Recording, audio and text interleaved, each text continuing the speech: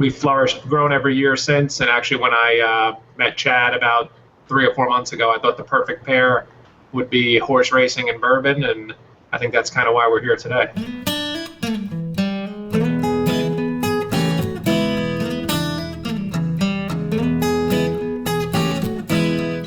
This has been an exciting week of getting new podcasts in the queue.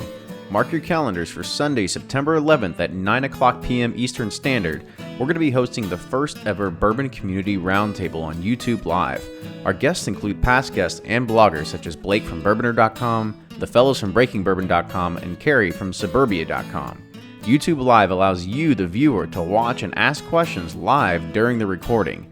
We have a small agenda set, but we'll be posing questions to the audience, such as the craziest bourbon trades you've witnessed and thoughts on the new Antique Collection press release. This is going to be a really fun event, and sorry ahead of time for all those Patriots and Cardinal fans out there. The link to view it will be shared on our Facebook and Twitter accounts, so make sure you're following us. As always, remember to support the show on patreon.com. That's patreon.com/Bourbon Pursuit.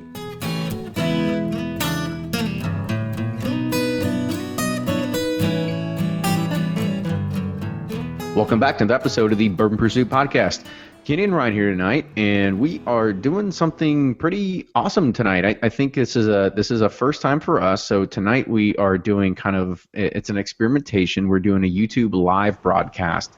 Now it's a broadcast in the fact that what we want to do is we might end up making this, I don't want to say a regular thing, but something where we might do like a round table, getting a few individuals involved and bringing more of a community aspect to it. But what it does is allows people to come in and ask questions as we're actually podcasting and doing this at the same exact time. So right now we have a single one viewer, and we actually sent this link out on Patreon earlier. So if you didn't get this link as of 3 hours ago, then I'm sorry that you're not on here. But Ryan, what do you think about what's going on in the bourbon world right now? And because right now we've got Kentucky Bourbon Festival coming up next week too, and it's where's it at? Because I think you want to tell all the listeners where it's at.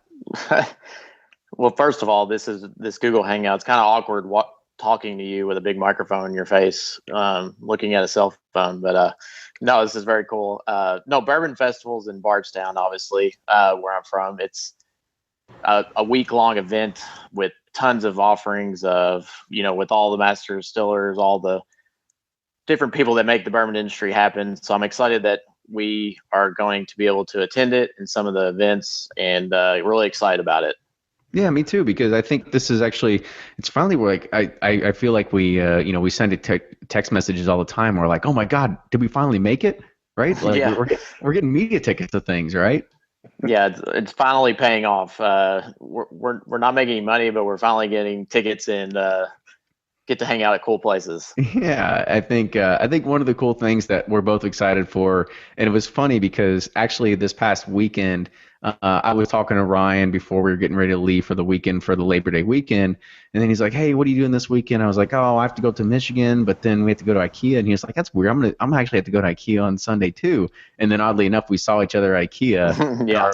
And our wives are. And by the way, for anybody that doesn't know, the closest IKEA is about 2 hours, 2.5 hours away from Louisville. Yeah, it's a solid 2 hours. It's not close whatsoever. Yeah, exactly. So we go there, and then our wives are like, "Oh, you going to this thing on this gala on Saturday?" And your wife was like, "Yeah, it's gonna be okay." And I'm trying to get out of it. Yeah.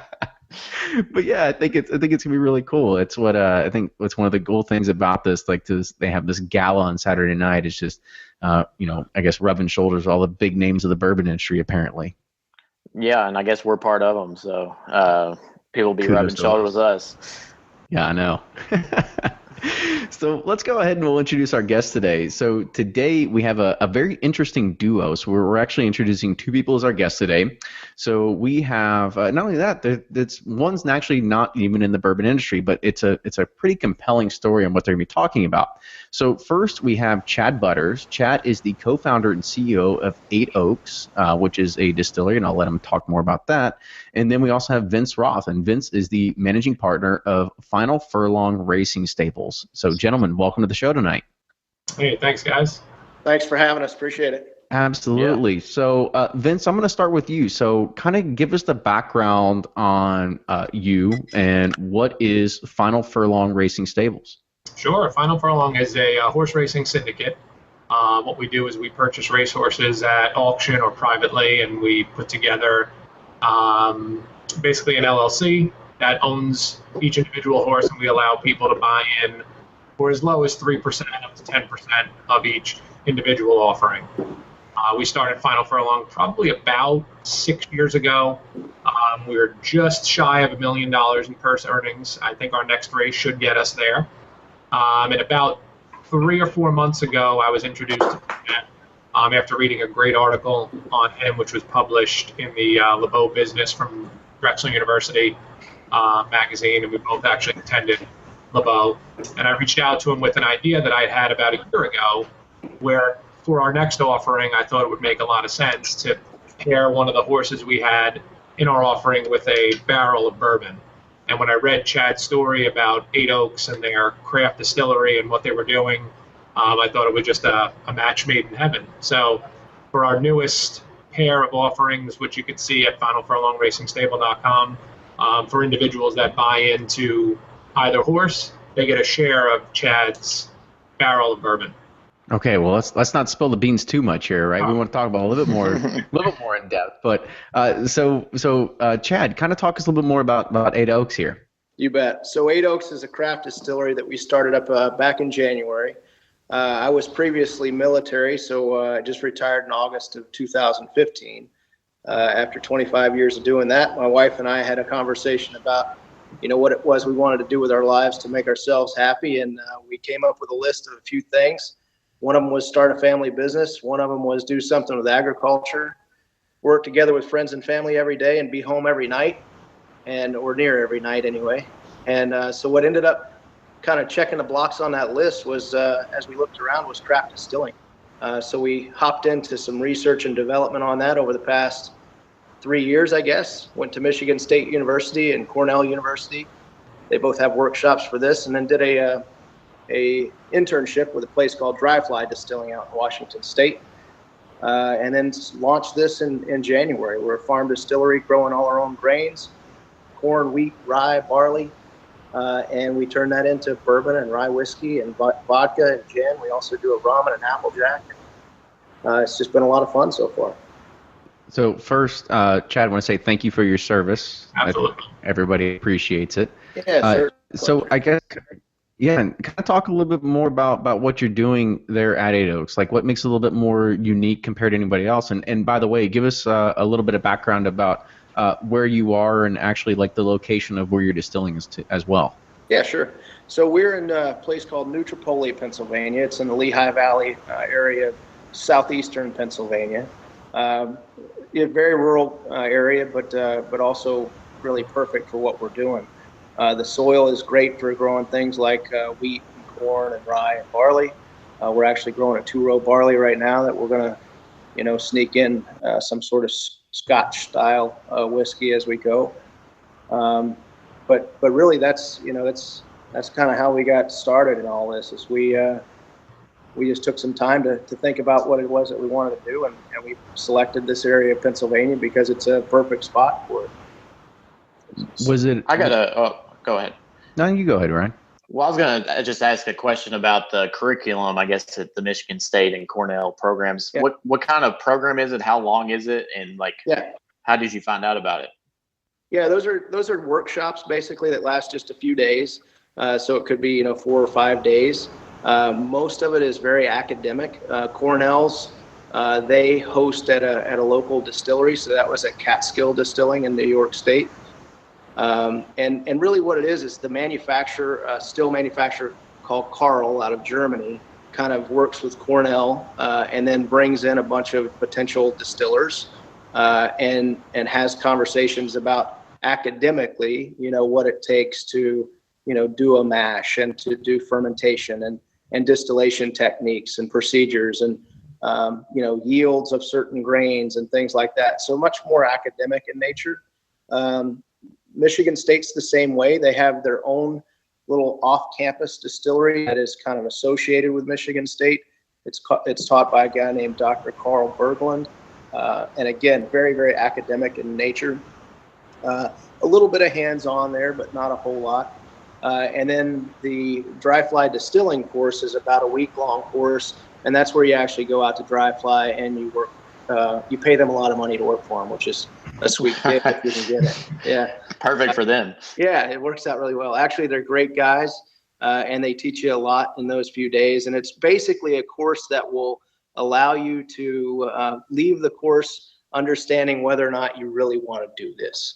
The rest of it is just very much hands-on with your equipment that you purchase and that particular manufacturing rep to try to get you as much experience as possible, and then you take off and make a bunch of mistakes. Very cool. Yeah, I guess that's a good question, even to kind of go on. Like, so you are a craft distiller. We've had craft distillers on in here before.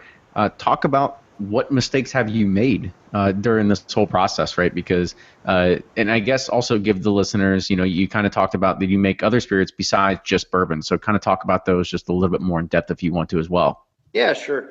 I'll go into, kind of our product line and what we're all about if we can. Like you said, you can edit this in post. So what we've got is we started off with vodka, and vodka is one of those spirits that, every distillery is different, as you guys know, especially in the craft world. There's many distilleries that just want to maybe do volume out of, state stores and liquor stores. Other people are trying to build a single individual brand. We really wanted to just be a farm distillery. We want to do very traditional techniques, and we want to make everything from scratch. So vodka was a nice place for us to start. We do it completely from scratch, from the ground up. We planted our wheat, October of 2014, and we harvested that wheat July 6th of 2015. We keep all the wheat in a barn directly behind the distillery, and then we go grab it 25 bushels at a time, bring it up to our mill house and do all the milling fresh right on site. We cook it for about 6 hours, and then we ferment it for 4 to 6 days. We do one pot distillation on that, and then we do a distillation through a vodka column. We run it through that twice. And we get it up to 96% pure alcohol, and then proof that down with our local well water down to about 80 proof, which is where we bottle it at. So vodka was a nice start because it takes some finesse to get a vodka to a point where it's 96% pure alcohol. So we also wanted to have our own tasting room and actually do some really nice craft cocktails in the tasting room. So we needed a kind of a diverse line, of vodka and gin and rum and applejack and whiskeys to kind of go along with all the cocktails that are in the tasting room. So I ran through a couple other ones there. One of my other favorites to make right now is gin. Gin's a really fun place to play because there's not a whole lot of guidelines there. You can do gin with just about anything, of course, as long as it's majority juniper. So we do our gin exactly the same way as we do our vodka. We do the exact same technique, just at the very end of the distillation. We do one more distillation with botanicals, and we personally use rosemary and lemongrass and coriander and juniper, of course, and orange peel and orris root. And that makes up our botanical load. We put that in cheesecloth. It's all fresh ingredients. We put that in the top of the still, and we do a vapor extraction on that last distillation to make our gin. We do a rum just because I really, really like rum. So we do a rum that we don't grow our own sugar cane here. That's sourced from a place in Lancaster called Golden Barrel Foods. That's where we source our molasses, and we do a very traditional kind of molasses water yeast wash for our rum, and we're also aging that rum and use bourbon barrels to do a naturally aged and spiced rum. And then Applejack is probably the thing I'm actually most it's my favorite topic to talk about. It's the original American spirit. So before rye whiskey and before bourbon, this is what our forefathers had. So Applejack is what people drank before those other spirits were known. So around here in this area of the country where I am, it's a very historical drink, and we're proud to be part of bringing that back. That's made with 100% apple cider. That's fresh pressed for us by a local orchard up here. There's no pasteurization or additives or anything else. It's just fresh cider that's pressed. We ferment that for about 6 days, turn it to hard apple cider, and then we do a double distillation on that. We're also aging that Applejack as well. And we're aging the rum in used bourbon barrels, and we're going to do a spiced rum with some vanilla beans and orange peel and local honey and a little bit of black pepper, and make a really nice naturally aged spiced rum. So, yeah, a few different products going on while the bourbon and the rye are patiently aging. Get some cash flow in there. You got it. That's kind of the way it has to work, right? It's all about paying some bills.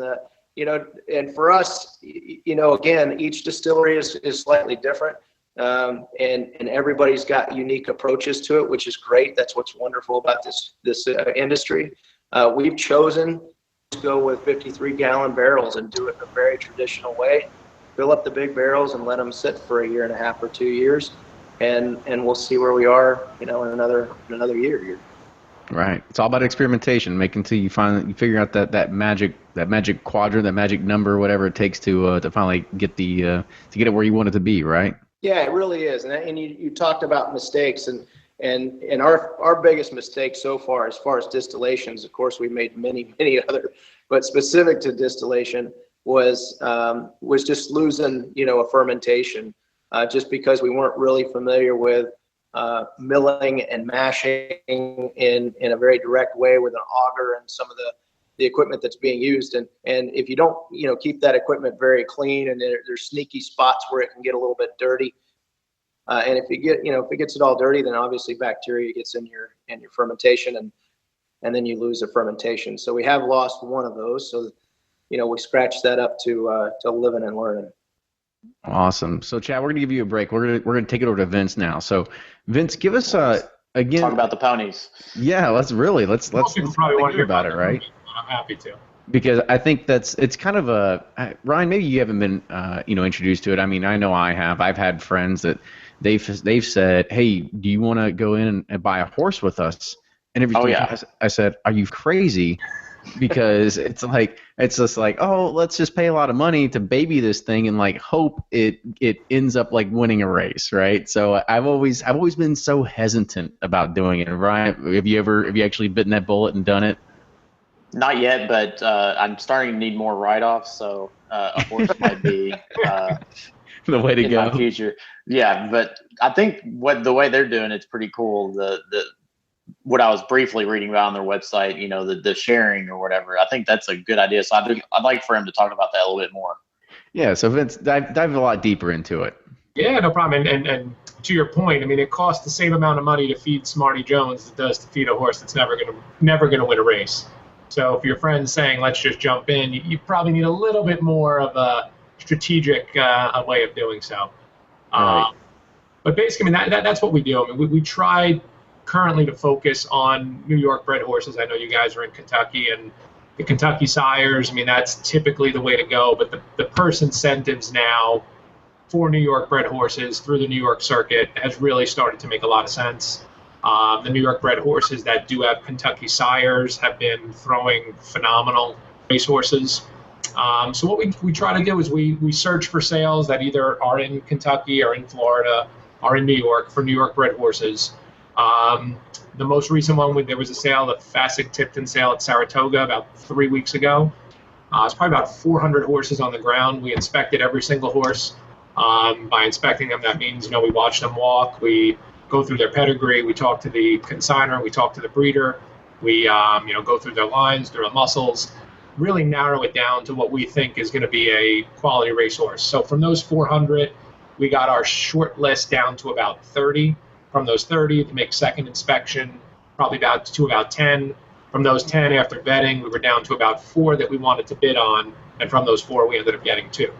So it's a lot of work to get as Chad says, probably to get the perfect barrel of bourbon or rye or vodka or whatever. You really need to do your homework first.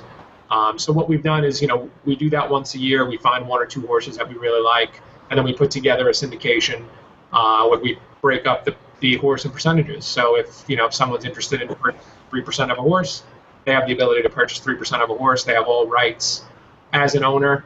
They can get an owner's pass in New York, Kentucky, Florida, be able to go watch the horses work out on the backstretch, be able to be in the winner's circle should their horse win, in the paddock while the horse is being saddled. We really compare it to a country club type of membership, as long as you like horse racing. No, that's a good way to look at it, because I know that my mother-in-law at one point, they owned a horse, and they always said that the greatest part about it was that, oh, you got tickets to basically every time they were at a racetrack that was just all gratis, right? I mean, it was just like you own part of the horse, you're part of the owners club, and if by some random chance that your horse, and for everybody that's in Kentucky, whether that horse is running in Oaks or Derby, it doesn't matter if it's actually in the race, but if it's in that day, you get free tickets the entire race, right? So it's one of those. Granted, I mean, you can give us a better idea, like so. Give us an idea of how many horses are there out there, and how many horses actually make it into the Derby or Oaks for that one particular weekend, or Belmont Stakes, or whatever it is for the Triple Crown. Picture Chad's farm and all the weed on the farm, and then pluck one or two of them, and that's probably the chances you have of getting in the Derby or winning. There you go. That's what we'll say. The slimmest, even slimmer chances of like winning the lottery, right? It's a very small farm. It's a very small farm. I like the way you think, and that's why we exist, because we do have the dream. And as I touched to, the goal is to have a really good 2-year-old horse. So if you can have a really good 2-year-old horse, that's pretty much when they start their campaign toward the Kentucky Derby that they'll race when they're 3. So just Sunday, we had a 2-year-old horse named Baltic Sea, raced at Saratoga, which is a very difficult place to win races, and he finished 3rd. I do believe next time he should do very, very well.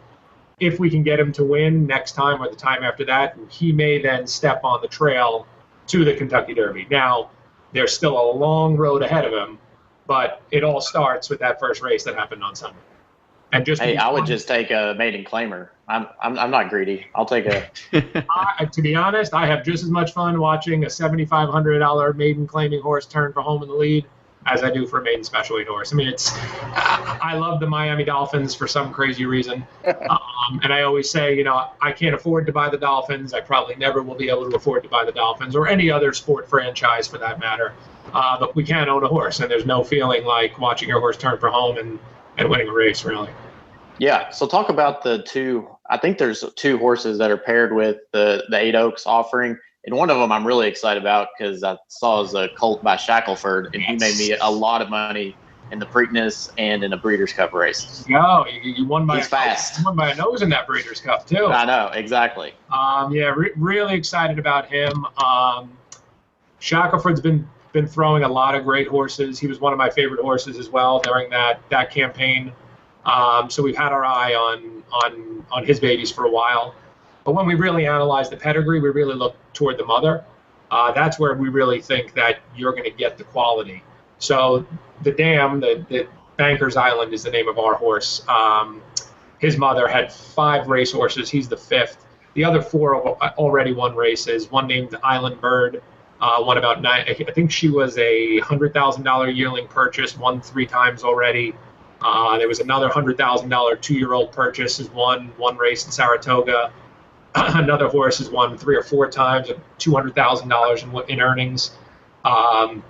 So really pairing Shackelford, which I think is an amazing stud, with this dam, I think we might have hopefully struck gold. We'll see. He looks phenomenal. And like I teased before, I won't go into it anymore, but you get something a little extra if you partner on him. Well, I think it's about time we really dive into that, right? So kind of give the folks, we kind of teased a little bit in the very beginning. So, we talked about it before. Ryan and I, we both went, we live in Kentucky. It's one of those things that, it's bourbon and horses.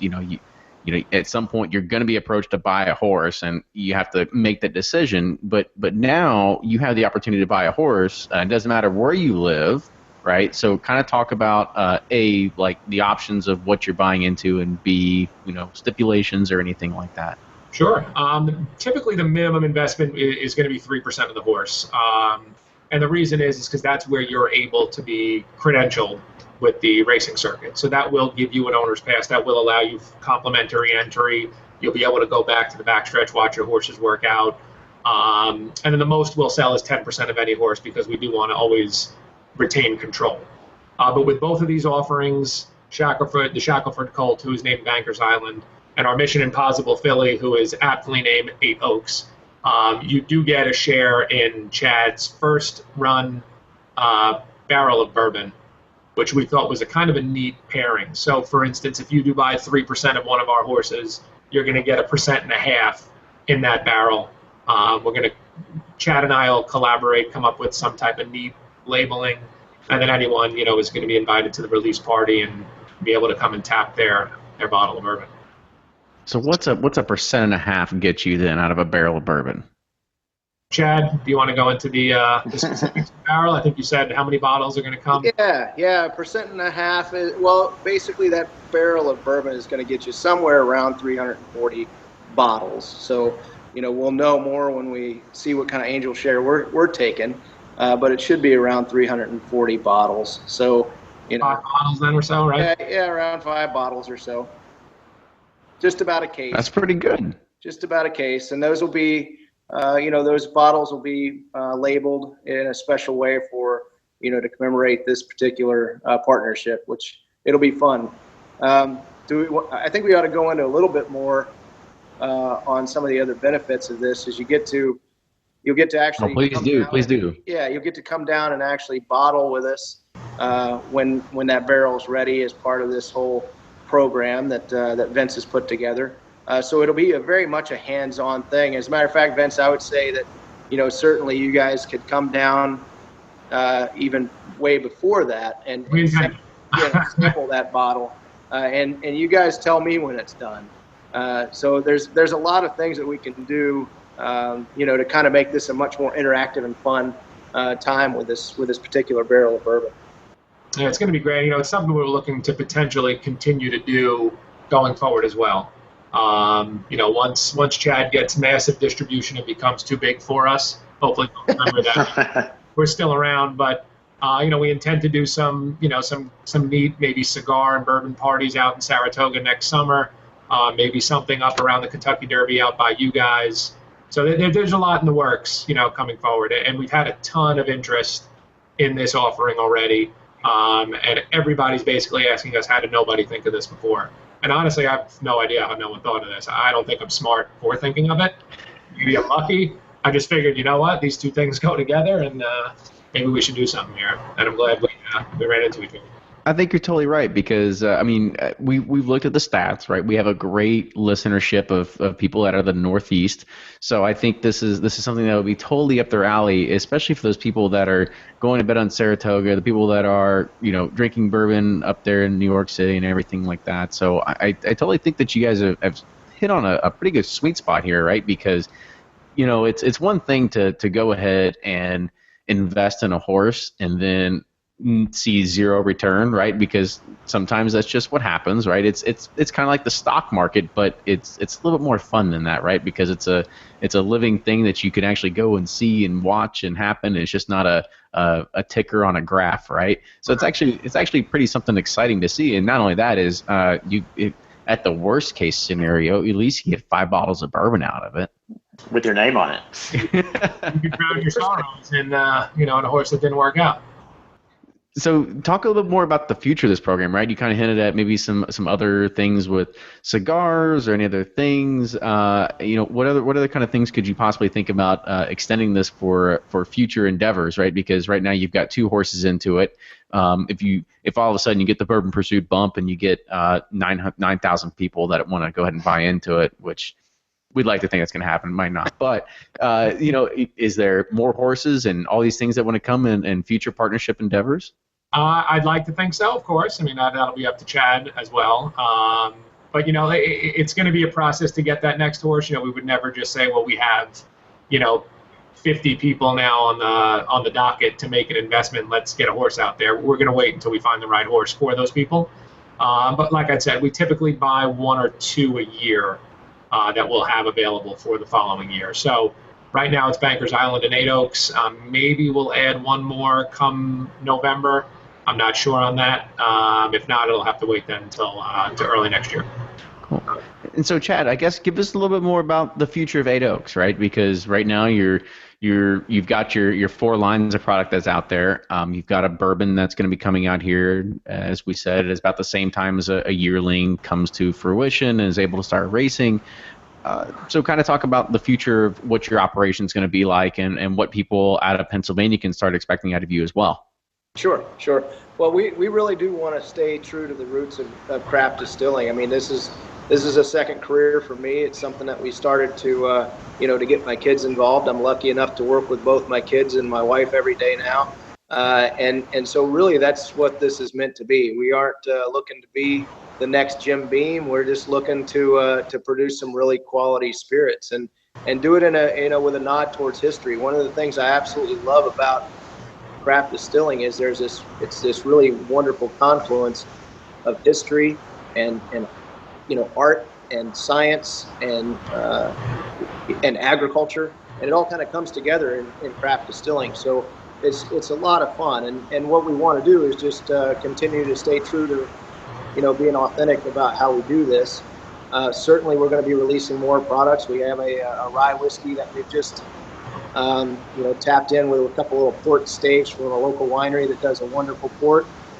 So there's a lot of different things that we can do, and we really want to try to maximize the ability of being craft, in the way that we don't have to do, the same thing over and over again. We can do some unique things and take some chances and try some things out. One of the things we're trying right now is not to let the cat out of the bag, but it's a completely different spirit that's going to be very much in the same vein as some of these whiskeys, but absolutely made from something that nobody's making anything out of that I know of right now. So all these things are very much R&D, where we try them out on a very small scale. We have a little 3-liter still that we'll do some distillations on, and then we do a little accelerated age techniques with just some oak sticks that are burnt, and we'll age it for a week or two just to kind of see the direction that it's heading. And we're getting some really, really interesting results. So I think between the aged Applejack and some of the other aged products that we're looking at doing, that's really what we want to stay. We want to stay kind of in that true craft spirit as we go through this.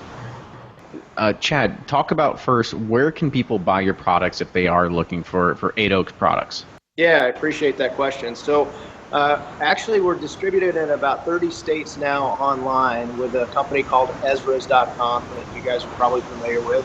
But you can access that right off our website. So if you go to our website, eightoaksdistillers.com, and certainly follow us on Facebook, and we'll keep you posted on the latest and greatest.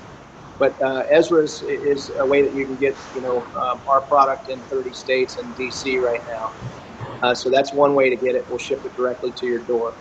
The other thing is right at the distillery, of course, in New Tripoli. Our distillery is very much a destination.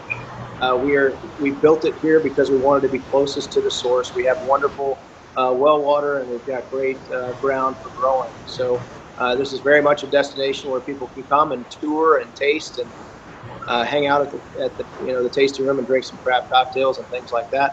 We'll also be going into the Pennsylvania state stores, I think, this week or next week with our Applejack and our gin anyway. So that's coming out very, very soon in the Pennsylvania state stores. And we just picked up New Jersey distribution last Wednesday. So our friends in New Jersey will be able to pick up our stuff as well. So that's really the main points of distribution right now. And we're just super excited to be hooked up with Vince and Final Furlong and this whole opportunity that this has given us. I think it's a very unique, very cool thing to do, and certainly you don't have to worry about us outgrowing a Final Furlong. We're looking forward to a great long partnership, and hopefully the same will stay true when you've won a couple Kentucky Derbies. Absolutely. I'll toast to that. Yeah, awesome. Cheers. So Vince, go ahead, Ryan. What's the closest major city, I guess, you guys are located to, if somebody wanted to make a day trip out there? Yeah, Philadelphia. Okay. We're about an hour and 20 from Philadelphia, about an hour and a half from New York City. So it's super easy to get to, and there's other craft distilleries, of course, as you guys know, they're popping up all over the place. But what I love about this industry is everybody is unique. There are definitely, even though they may be doing a vodka or a gin or similar products, everybody's doing it in a very unique way. So, every one of them is fun to go to, check out, try, sample, see if you like it, whatever. There's several of them that have popped up here in the Lehigh Valley, and certainly many, many more within the state of Pennsylvania. and the state of New York as well. As you guys are probably well aware of, New York State has some exceptionally good craft distilleries that are doing really wonderful stuff. So, I'd encourage people to just, get on the Google machine there and see what's around them, and go not just to Eight Oaks, but go to these other craft distilleries that are offering up some really great products and try them out. And then Vince, we're gonna push over to you to help close us out. So, kind of give us some idea of where do you go to learn more about Final Furlong's racing, and where also do you learn more about getting a part of this whole barrel share, if you will? Yeah, sure. I mean, you could definitely follow our social media team's pretty active on Twitter at Go Final Furlong. That's where we have all of our updates. But all the information is basically on our website at finalfurlongracingstable.com. Pretty easy to navigate. Click offerings. Offerings will take you to the Eight Oaks partnership. It'll explain everything there. Thanks, guys, for coming on. I mean, obviously, two of our favorite things, well, mine at least, is horse racing and bourbon. So, like you said, brilliant idea. I hope to see Final Furlongs in the Churchill program one day, so I can bet on you guys. And I think the craft distilling thing, we've grown up around the big guys, so I think it's very cool to see these newcomers come and change the game up, and give different offerings that we don't always get to experience because we're so used to the big boys pushing out good stuff. Appreciate you guys coming on. I think it's definitely been a good eye-opening experience. I think you guys are onto something really awesome here because, I mean, as Ryan said, horse racing and bourbon, it goes hand in hand. There's really no better other way to put it because you can't really go to the track without drinking bourbon, and you can't really drink bourbon without talking about horses at some point. It always comes up at some point in your conversation, right? So again, I want to say thank you all for coming on the show. For everybody who got there, make sure you go check out Eight Oaks and also check out Final Furlongs. Make sure you check them out on Twitter, but also make sure you check us out too.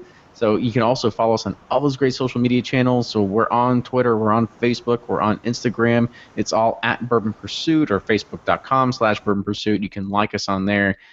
We push all kinds of good content coming out.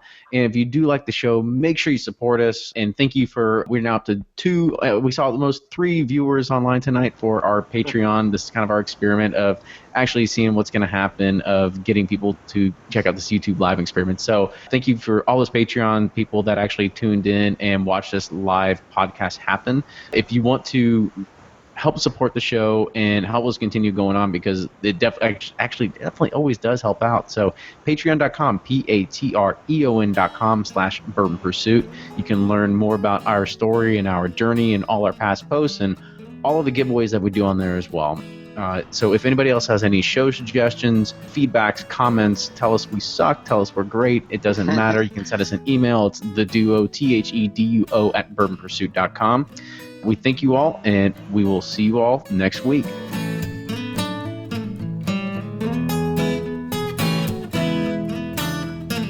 This podcast of Bourbon Pursuit is in partnership with thewhiskeywash.com, a lifestyle website for news and reviews for people who like whiskey, and for those who think a life without whiskey has no style, thewhiskeywash.com.